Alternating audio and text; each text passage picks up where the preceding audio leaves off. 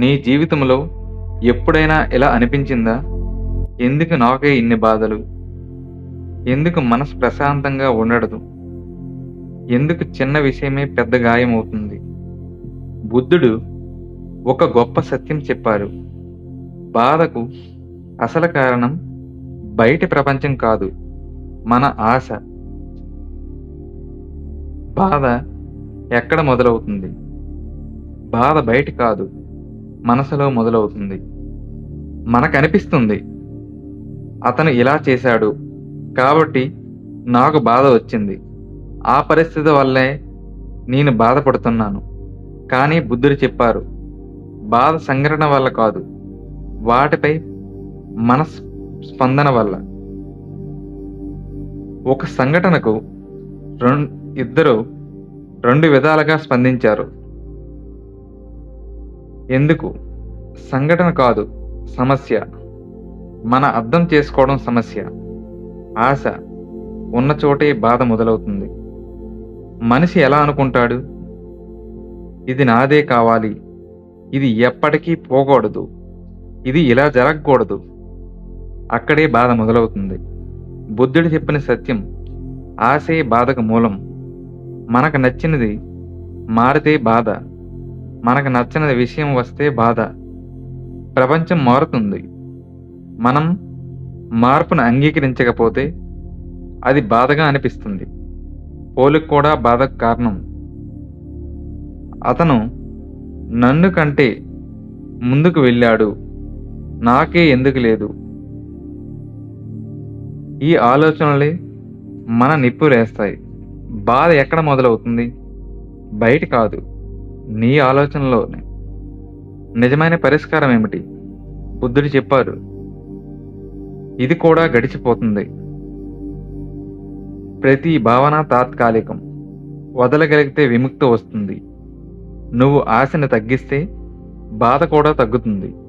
నువ్వు అంగీకరించడం నేర్చుకుంటే మనసు తేలిగ్గా మారుతుంది. బాధ మొదలయ్యేది సంఘటనలో కాదు, అది నీ అంచనాల్లో. నీ బాధ కారణం ప్రపంచం కాదు, నీ పట్టుదల. వదిలేయడం ఓటమి కాదు, అది శాంతికి దారి. వదిలేయకపోవడం అంటే ఏమిటి? మనకు నచ్చిన వ్యక్తి, మనకు ప్రియమైన వస్తువు, మనకు జరిగిన ఒక సంఘటన, అవి మనసులో బలంగా పట్టుకొని ఉంచుకోవడం, అదే వదిలేకపోవడం. మనసు అంటుంది, ఇది నాదే, ఇది ఎప్పటికీ పోకూడదు, ఇలా జరగకూడదు. కానీ జీవితం మార్పును అంగీకరించకపోతే అది బాధగా మారుతుంది. ఎందుకు వదలలేం? అహంకారం, ఇగో, నేను తప్పు కాలేను, అతనే నన్ను బాధ పెట్టాడు. నెంబర్ 2, ఆశ. మనకు నచ్చిన దాన్ని కోల్పోననే భయం. నెంబర్ 3, భయం. వదిలేస్తే నేను ఒంటరవుతానా? కానీ బుద్ధుడు చెప్పారు, నువ్వు పట్టుకున్నదే నిన్ను పట్టుకుంటుంది. వదలకపోతే ఏమవుతుంది? కోపం పెరుగుతుంది, బాధ గట్టిగా పడుతుంది, మనసు భారంగా మారుతుంది. కోపం అంటే నువ్వే విషం తాగి మరొకరి బాధని ఆశించడం లాంటిది. వదలకపోవడం అంటే గాయాన్ని మళ్ళీ మళ్ళీ తడమడం. వదిలేయడం అంటే ఏమిటి? వదిలేయడం అంటే మర్చిపోవడం కాదు, అదిలా అనుకోవడం, ఇది కూడా గడిచిపోయింది, నేను దీనికంటే పెద్దవాడిని, ఇది నా జీవితంలో ఒక భాగం మాత్రమే. వదిలేయడం ఓటమి కాదు, అది విముక్తి. నీ బాధ కారణం సంఘటన కాదు, నీ పట్టుదల. నీ శాంతికి అడ్డం ప్రపంచం కాదు, నీ వదిలేకపోవడం. ఈరోజు ఒక నిర్ణయం తీసుకో. నీ మనసులో ఉన్న ఒక బాధను వదిలేయితే తేలిక, అంగీకరిస్తే శాంతి, వదలగలిగితే విముక్తి. నిజమైన విముక్తి. మనమందరం స్వేచ్ఛ కోరుకుంటాం. బాధ నుంచి స్వేచ్ఛ, భయాల నుంచి స్వేచ్ఛ, కోపం నుంచి స్వేచ్ఛ. కానీ నిజమైన విముక్తి ఎక్కడ ఉంది? బుద్ధుడు చెప్పాడు, నిజమైన విముక్తి బయట కాదు, నీలోనే ఉంది. మనం ఏం నుంచి విముక్తి కోవాలనుకుంటున్నాం? మనిషి అనుకుంటాడు, ఈ సమస్య పోతే నేను హ్యాపీ, ఈ వ్యక్తి మారితే నాకు శాంతి, ఈ పరిస్థితి సరిగ్గా అయితేనే నేను సంతోషం.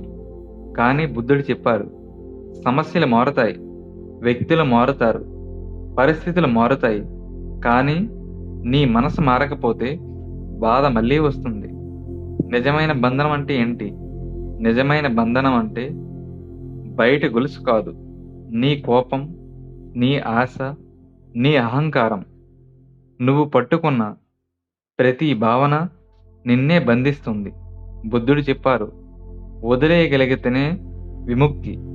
విముక్తి అంటే ఎవరిని దేశించకపోవడం, ఏది శాశ్వతం కాదని అంగీకరించడం, నీ ఆలోచనల మీద నువ్వే అధిపతి కావటం. విముక్తి ఎలా పొందాలి?